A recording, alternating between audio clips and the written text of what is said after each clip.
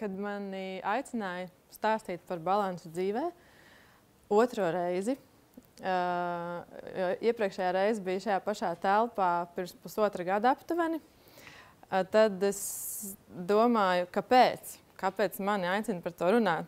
Jo tieši patiesībā šajā pēdējā pusotrā gadā es esmu vairākas reizes nonākusi pie secinājuma, ka man neizdodas sabalansēt visu savu dzīvi. Un tas noveda pie dažādām pārdomām. Bet tad es sapratu, ka tas ir tāpēc, ka nevis tāpēc, ka es protu sabalansēt, bet tāpēc, ka no malas izskatās, ka es varu sabalansēt daudzas lietas, jo vienkārši es daru diezgan daudz dažādas lietas. Kā jau Pāvils teica, es esmu mamma, man ir 2 brīnišķīgas meitas, man ir uzņēmums Front, tur var redzēt komandu. Es esmu sociāli aktīvi, darbojos Tehab Rīga valdē, arī ar eko saistītā uzņēmumā. Es rīkoju vakariņas pasākumus, es rīkoju izstādes, es sportoju. Un tas otrs jautājums, ko es sev uzdevu, ir, kāpēc es to daru? Kāpēc es balansēju un vai tas vispār ir vajadzīgs? Un tas arī ir tas, par ko es šodien gribu pastāstīt. Un varbūt pēc tam saņemt no jums atgriezenisko saikni. Vai tas balanss ir vajadzīgs? Kāpēc? Un varbūt nedaudz pieskarties arī tam, kā tas notiek. Tad tālāk domājot par to, es atcerējos, ka aptuveni pirms 10 gadiem Roberts Ķīlis man teica, ka es esmu ambicioza. Un es domāju, kāpēc viņš saka, ka esmu ambicioza? Es neesmu ambicioza. Es negribu ne nopelnīt miljonu, ne dārgu mašīnu, ne valdībā būt. Bet tagad, raugoties uz šo un saņemot šo aicinājumu, es sapratu, kāpēc toreiz viņš teica, ka esmu ambicioza. Tas ir tāpēc, ka man patīk ļoti daudz kas, un es gribu to visu darīt labi.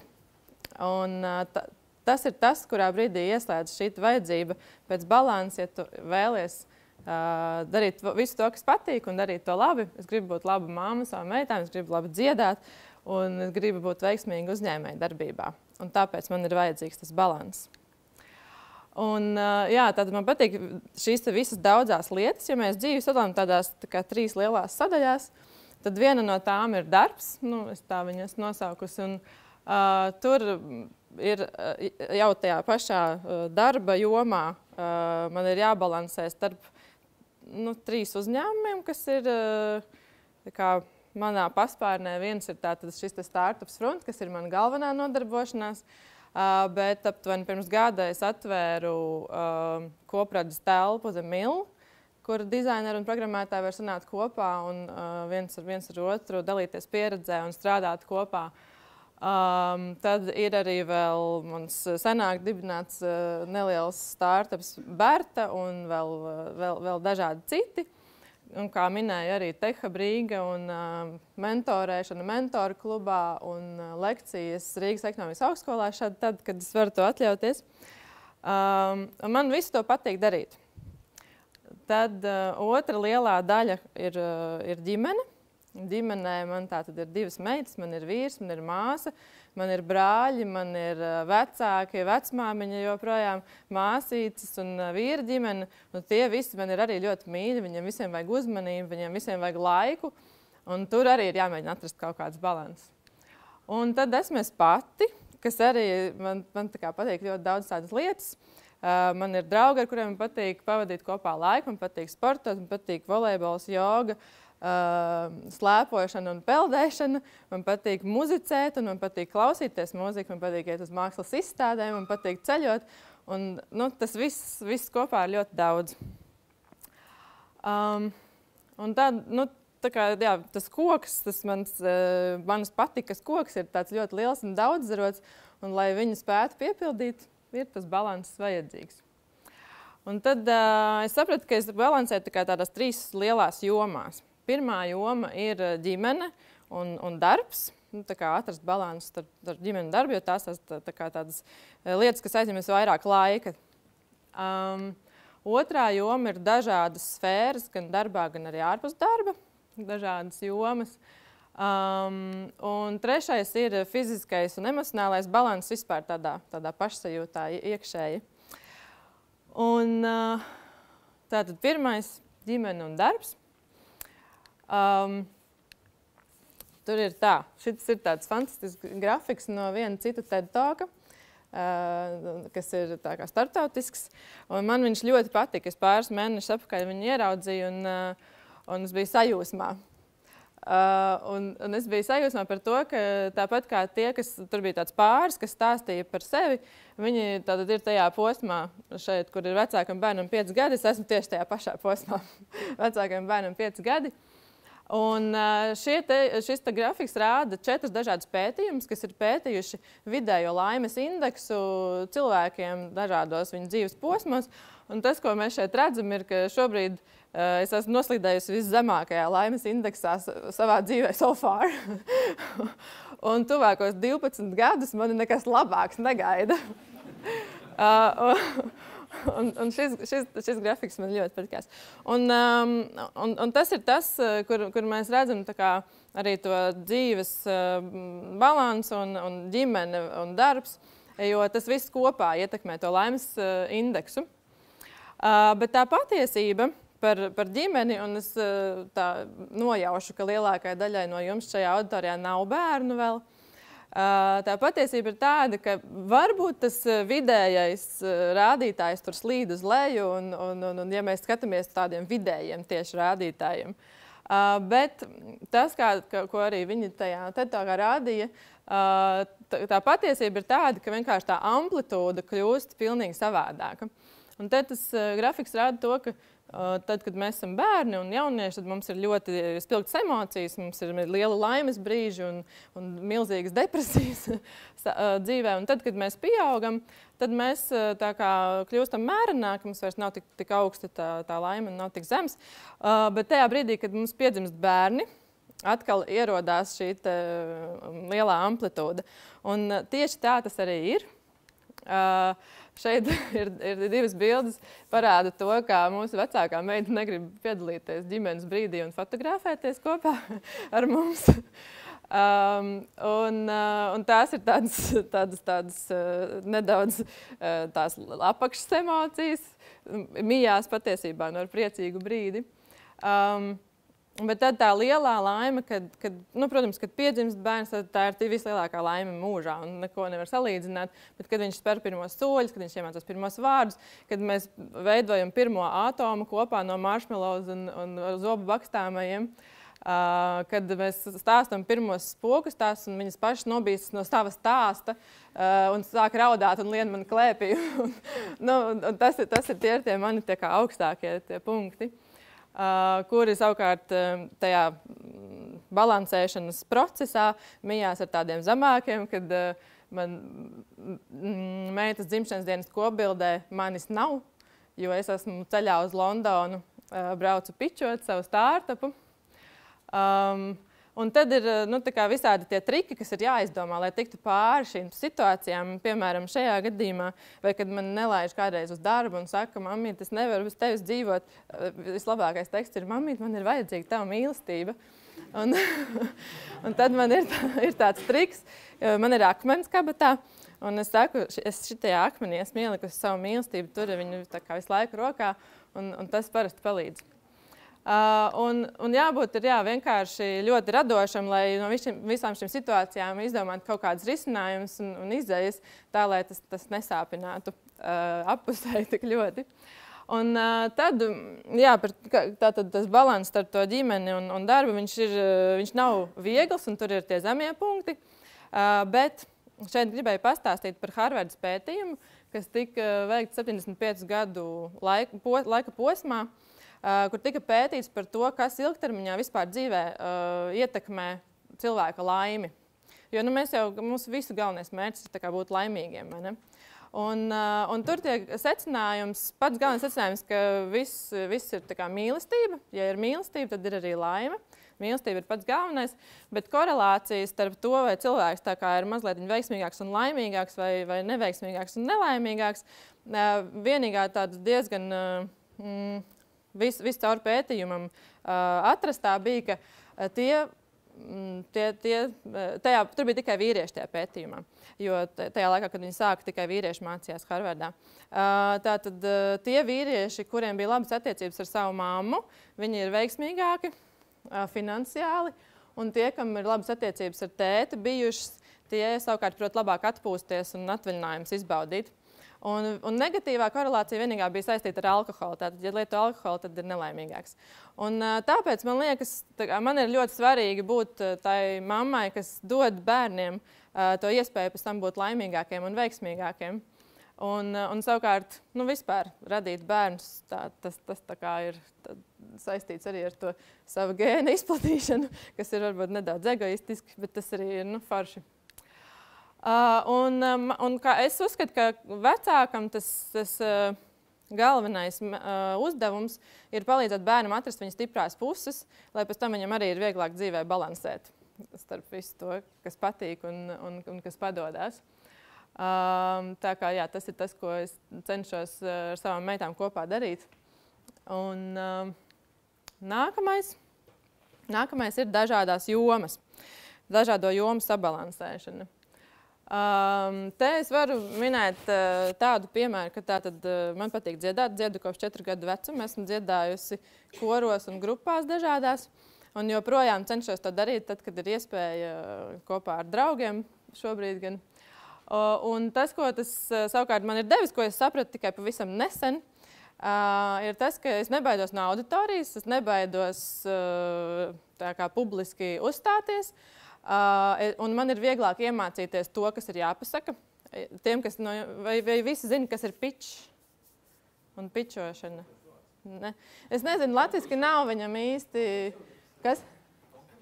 Nē, tas ir tā kā prezentēt savu ideju ļoti īsā laikā. Tur kreisajā pusē es pitchoju mūsu startupu Somijā Slash konferencē, kur bija aptuveni 4000 cilvēku.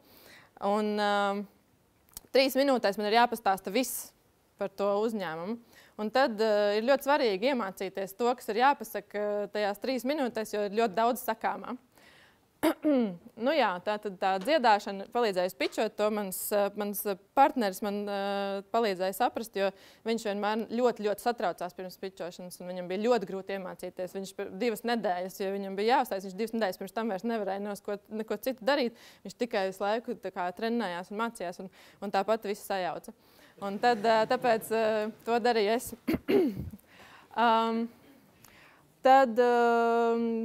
Es neesmu profesionāla kaitotāja, bet mazliet mācījos. Un tas man palīdzēja saprast to, ka vienmēr, ja kāds ir treneris, kas var dot padomus, tad var iemācīties lietas ātrāk nekā pašmācībā. Un tas ir savukārt tas, ko es izmantoju tagad dzīvē. Pati vienmēr meklējot padomdevējus un mentors, un arī cenšoties mentorēt citus uzņēmumus un cilvēkus, cik to var. Jo tas palīdz vienkārši visiem tikt uz priekšu ātrāk. Orientēšanās savukārt ir palīdzējusi. Man orientējos kopš es biju mammas vēderā. Un tas palīdz ļoti ātri saprast situāciju, kas ir tā situācija, kurā es atrodos, un ātri pieņemt lēmumu. Jo orientēšanās viss ir uz sekundēm, un tev skrienot jāsaprot kartē, kur tu esi un kur tālāk jāskrien. Un biznesā varbūt tas nav ikdienā, bet šādi tas arī palīdz. Pēdējā laikā esmu aizrāvusies ar beach volejbolu, un tas ir īstenībā pirmais komandas sports, ar ko es esmu aizrāvusies. Un tas ļoti konkrēti parāda, pat vienu reizi aizejot uz treniņu var saprast to, kā darbojas komanda un kas ir svarīgi. Ir jāsarunājas savā starpā, katram ir sava loma, kas viņam ir jāpilda. Tātad ir vienkārši jāsadarbojas, ja mēs nesadarbojamies, tad nevar nonākt pie rezultātu. Un arī jāizmanto savas stiprākās puses. Ja kāds ir labs gremdētājs, tad viņam vajag uzcelt, lai viņš var iegremdēt. Un to mēs balansējot un sportojot, to var visu ļoti labi redzēt. Un tad vēl tad man patīk rīkot visādus pasākumus. Es cenšos nekad neēst viena. Vienmēr taisīt vakariņas un brančus draugiem un saviem arī kolēģiem. Tur kreisajā pusē ir Milla suši pikniks vasarā. Un šeit pirms 2 dienām pie manis bija visi kolēģi vakariņās. Un tas, man liekas, ir svarīgi, lai mēs viens otru labāk saprastu un arī spētu labāk sadarboties pēc tam tajā ikdienā. Vienkārši tajā neformālajā atmosfērā parunāt par kaut ko vairāk nekā vai tu esi izdarījis to un to. Jā, tur ir TechHub valde pie manis ciemos, te ir visi milleri Ziemassvētku vakariņās. Un arī neizslēdzami ir jābalējas un jāatpūšas, jo tas vienkārši rada prieku. Un tad vēl viena lieta par to mentorēšanu ir tā, ka tātad šeit, piemēram, es esmu kopā ar savu draugu Aigaru Zelmeni, ar ko es iepazinos korī dziedot, un ar ko mēs joprojām daudz tiekamies un runājam. Viņam ir arī savs uzņēmums, un viņš darbojas Krievijas un Anglijas tirgū. Un mēs tiekamies un runājam, viens otram izstāstam par tām grūtībām, ar ko mēs saskaramies darbā. Un dažreiz no malas redzēt ir vieglāk kaut kādu risinājumu un ieteikt. Tā kā es izmantoju tos draugus un vajadzības, un arī man ir tāda emocionālā vajadzība satikties ar draugiem, un es to varu arī izmantot savā darbā, pēc tam vienkārši pakonsultējoties. Un tad vēl, tas, ka dažādas lietas palīdz viens otram, šī telpa, The Mill, ko mēs atklājām pirms gada, mēs pirms tam gadu meklējām programmētājus savam uzņēmumam, un mums gāja ļoti grūti, mēs nevarējām 6 mēnešu laikā, mēs nevarējām atrast nevienu. Kad mēs atvērām šo telpu, maģiskā kārtā, pēc 2 mēnešiem pie mums jau 5 jauni programmētāji strādāja. Tā kā, no vienas puses tas bija liels laika ieguldījums un naudas, un tas bija riskanti. No otras puses mums bija, pie mums uz to telpu nāk cilvēki, viņi redz mūs, un viņi daudz labprātāk nāk pēc tam pie mums strādāt, ja tur ir forši. Tā kā, atkal tas balans. Un beidzot, 3. joma – fiziskais emocionālais balans. Es zinu, ka ir daudz cilvēku, kas lepojas ar to, ka viņi var pateikt, es neesmu 2 gadus, 3, 5 gadus neesmu bijis atvaļinājumā. Neiesaku. Es pati 2 gadus nebiju bijis atvaļinājumā, līdz šogad janvārī aizbraucu, un tad vasarā saslimu, visu rudeni bija diezgan švaki, un slims nekādu vērtību pievienot nevar. Un arī tad tur vēl citādu apstākļu sakritības pēc. Tas vienkārši sašķopa dažādas attiecības, var izjaukt ģimenes un viss kaut kas tāds. Vajag atpūsties, vajag kopā atpūsties un vajag priekš sevis atpūsties. Un tagad es janvārī aizbraucu ar draugiem slēpotas nedēļu, neesmu vairs saslimus nevienreiz. Tā kā iesaku. Un to var arī darīt apvienošanas kārtībā. Tā kā es, piemēram, tad, kad biju slēpot, no rīta pamodos stundiņu izdarīju to, kas tur dega, un tad gāju uz kalnu. 4 stundas tā kā, domāt par kaut ko citu. Un jā, tad arī tas fiziskais, gan, teiksim, sporta ziņā, piemēram, pēc volejbola, es vienmēr esmu tik pozitīvi uzlādēta, ka es nevaru aiziet gulēt, man viņš ir svētdien vakaros. Un tad es izdomāju visas tās idejas, kuras par nedēļu tajā rutīnā un stresā man nekad prātā neienāk. Vai, teiksim, jogā, arī pēc jogas atnākot atpakaļ, es varu saprioritizēt visu, kas tagad ir pats svarīgākais, daudz precīzāk nekā, kad tas ir vienkārši tā dienas vidū. Un priekš manis peldēšana ir tāda kā meditācija. Meditēt var skrienot un vēl visādos veidos, bet es tagad esmu atklājusi vienu aplikāciju. Pēc tam var man pajautāt, es tagad nereklamēšu, bet fantastiska meditācijas aplikācija priekš tādiem kā arī es, kas nekad nav meditējusi pirms tam. Un to es savukārt izmantoju, lai varētu labāk gulēt, jo satraukums un viss tā balansēšana par daudzām lietām diezgan ietekmē to spēju aizmigt un labi izbaudīt miegu, bet miegs ir ļoti svarīgs. Jā, tā ir vēl viena tā joma, vēl vienas 8 stundas mūsu dienā, kuras noteikti nevajag nekam upurēt un izgulēties ir ļoti svarīgi.